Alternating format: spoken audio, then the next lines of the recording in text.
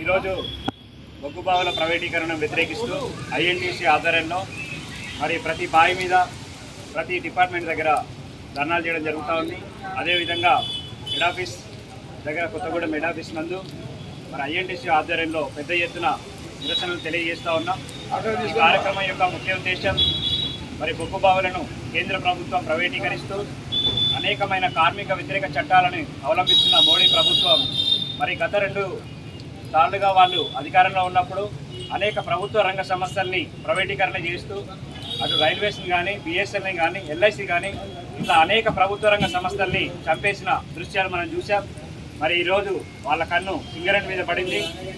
మరి దేశానికే వెలిగించే సింగరేణి అనేక మంది లక్షల కుటుంబాల్లో వెలుగులు నింపుతూ ఉంది. ఈరోజు అటువంటి సింగరేణిని చంపాలని కుట్రపోస్తూ ఉన్నారు. మరి ప్రైవేటు వాళ్ళకి ఈ బావులు అప్పచెప్పడం వల్ల ఎంతో నష్టం వాటిల్లుతుందని తెలియజేస్తూ ఉన్నాం. ప్రైవేటు వ్యక్తుల చేతిలోకి బొగ్గు బావులు వెళ్తే చిన్న ఎగ్జాంపుల్, మొన్నటి వరకు బిఎస్ఎన్ఎల్లో మనం పావులకే ఫోన్ మాట్లాడుకునే వాళ్ళం. అది చంపడానికి జియోని తీసుకొచ్చి కొన్ని రోజుల్లో ఉచితమని ఒక అలవాటుని తీసుకొచ్చి ఒక 6 నెలల తర్వాత మరి బిఎస్ఎన్ఎల్ని చంపేసి అనేక విధాలుగా అనేక రెట్ల మరి యొక్క ఛార్జీని పెంచి ఈరోజు జియో యొక్క పెత్తనాన్ని వాడు కొనసాగిస్తూ ఉన్నాడు. మరి దానివల్ల బిఎస్ఎన్ఎల్ చనిపోయింది. ఖచ్చితంగా నువ్వు జియోను వాడాల్సిన పరిస్థితి వచ్చింది. ఒక వస్తువు అన్ని 2 చోట్ల అమ్మితే నీకు ఇష్టమైన చోటు నువ్వు కొనుక్కోవచ్చు, కానీ ఒక్కటే వస్తువుని ఒక్క దగ్గరే అమ్మితే ఖచ్చితంగా కొనాలి. కాబట్టి వాళ్ళు నిర్ణయించిన రేటుకే నువ్వు కొనాల్సి వస్తుంది.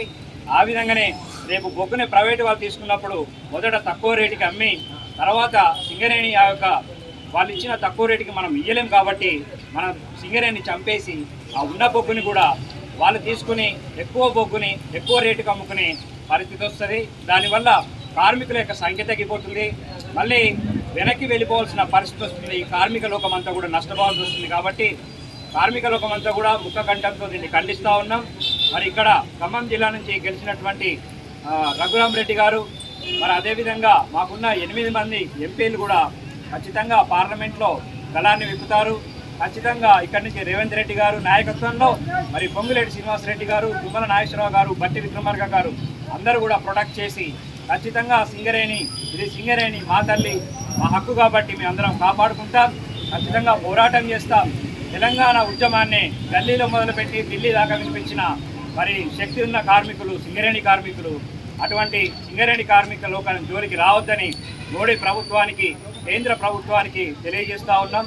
దయచేసి ఈ యొక్క మొండి వైఖరిని మార్చుకొని కార్మిక లోకానికి మంచి చేయాలని కోరుకుంటూ మీ అందరికీ ధన్యవాదాలు తెలియజేస్తున్నాం. జై ఎన్టీసీ.